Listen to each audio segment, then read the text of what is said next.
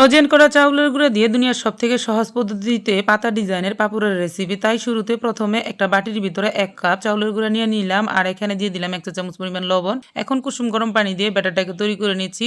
খুব ভালো করে নাড়াচাড়া করে ব্যাটারটা ঘনত্বটা যখন এরকম হয়ে আসবে তখন একটা বাটির ভিতর ঢেলে এর ভিতরে আমি ফুড কালার মিক্স করে দিচ্ছি। আমি এখানে গ্রিন ফুড কালার দিয়ে দিচ্ছি। পরে আমি এখানে রেড ফুড কালারও দিয়ে দিচ্ছি। কালারগুলো ভালো লাগলে দিবেন, ভালো না লাগলে স্কিপ করতে পারেন। আর আমি কিছু কাঁঠাল পাতা সংরক্ষণ করে নিয়েছি। এগুলোতে একটা চামচের সাহায্যে ব্যাটারটাকে লাগিয়ে নিচ্ছি। ব্যাটারটা ঝরে গেলে এরকম ৪-৫টা জমিয়ে নিচ্ছি।